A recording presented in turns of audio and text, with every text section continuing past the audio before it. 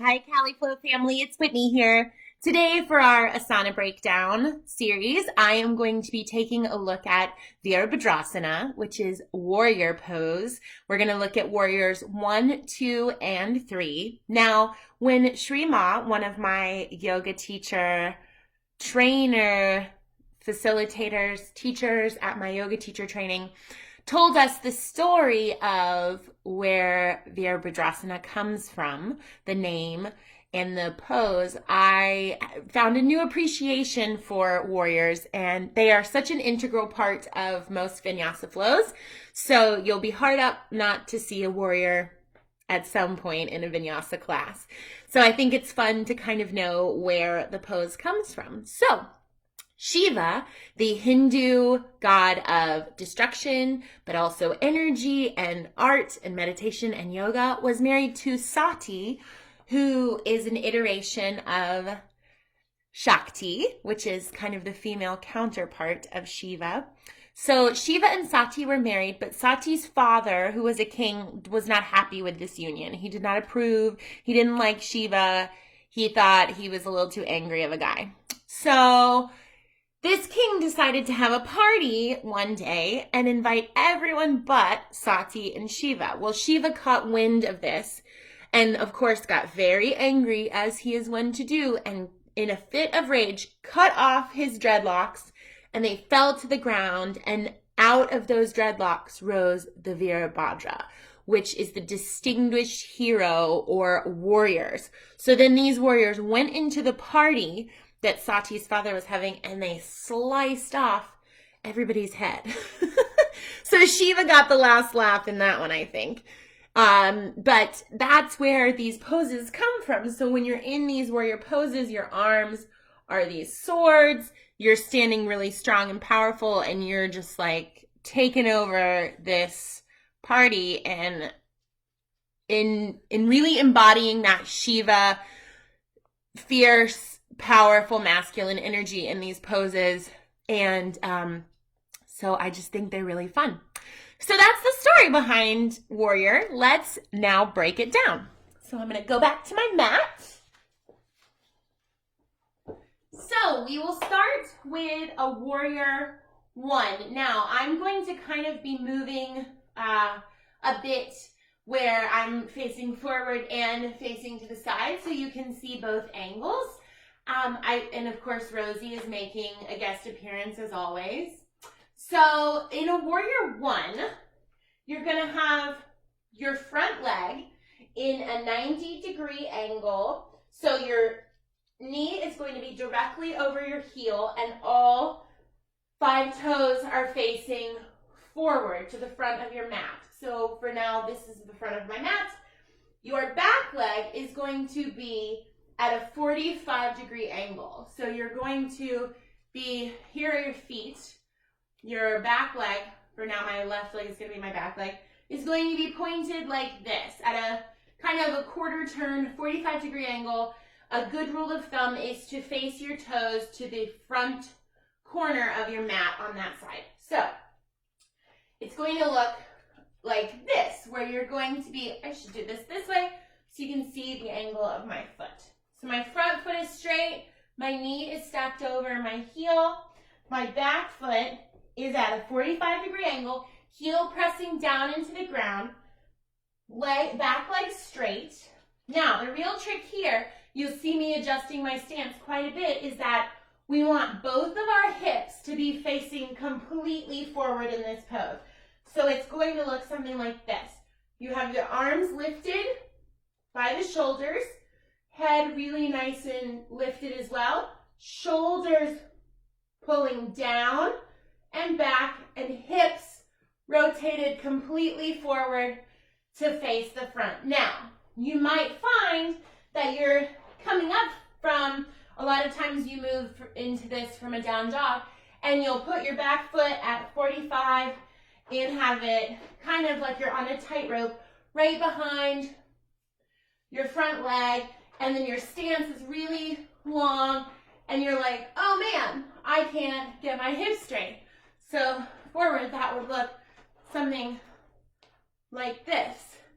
So you can't get your hips squared off right? So a good rule of thumb for warrior one is to think about train tracks rather than a tightrope with your feet. So just widen your stance so that back foot, so that there's a nice, almost hips width distance between your legs, giving yourself some space to spread out and ground into this pose. Remember, this is a strong pose, strength pose, so we're grounding down. You've got that back heel really digging into the ground, and you can reach up and have both hips, not like this, all the way forward.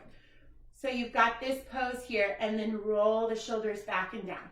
So we've got a nice, I will now do it at this angle, but on that same leg, so you can see we've got both hips really reaching forward, knee stacked over ankle, and back leg down, shoulders grounded.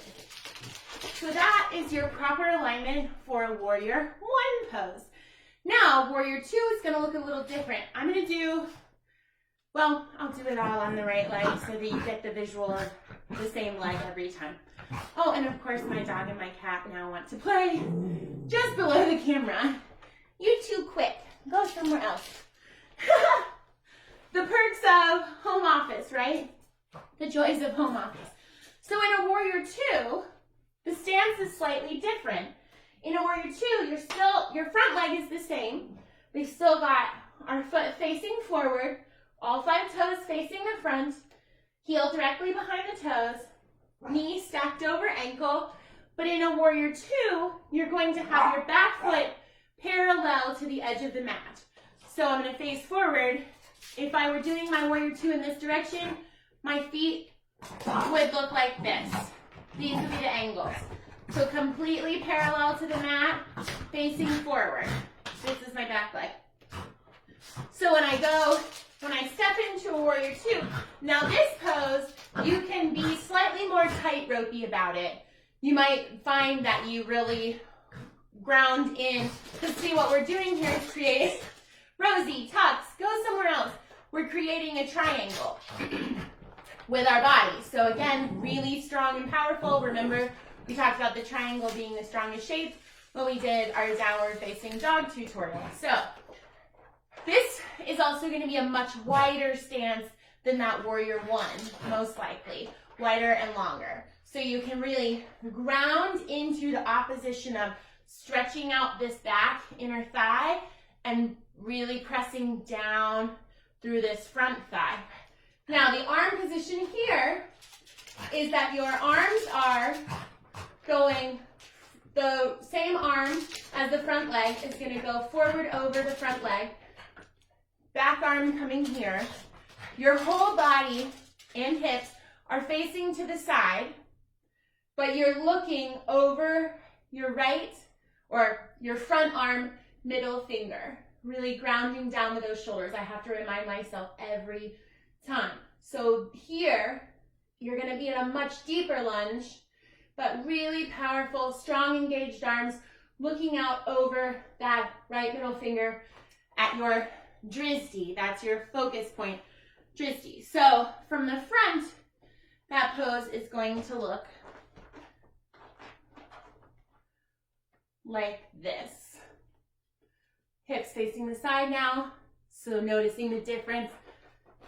Warrior one, warrior two. Okay, now last pose in this sequence, which is going to be really fun to do now that I'm slightly uneven, it's going to be our warrior three. Now most of the time when I'm cueing this pose, I am going to do it this way.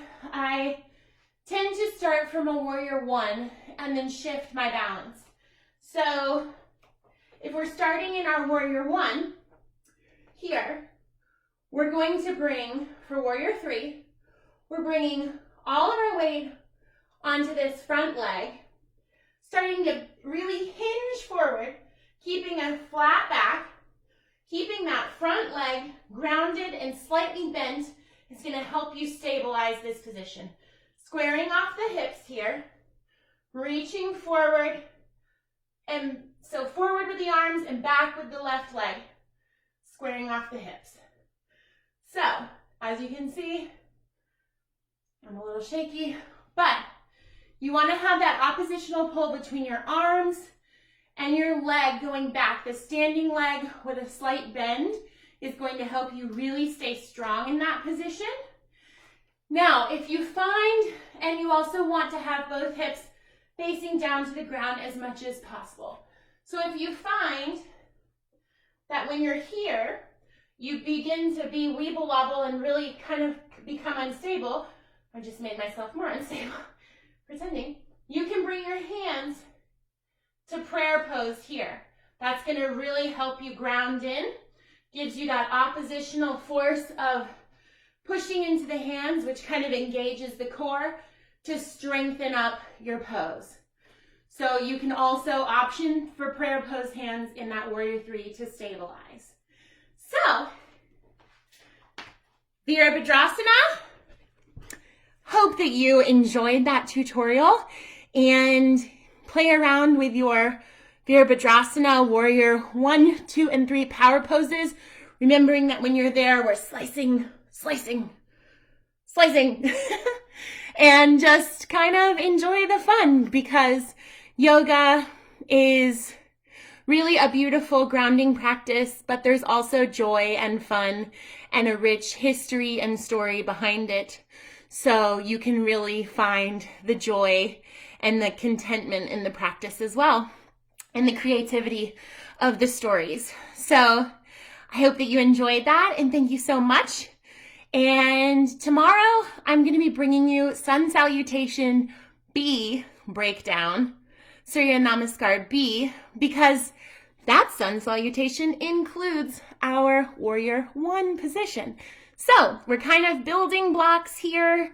We're putting pieces together and really just finding the joy in breaking down each little asana, as it is one of the essential sutras of yoga practice, the third sutra of the 8 limbs of yoga. So hope that you've enjoyed this tutorial today, and check back again tomorrow. Can't wait to see you.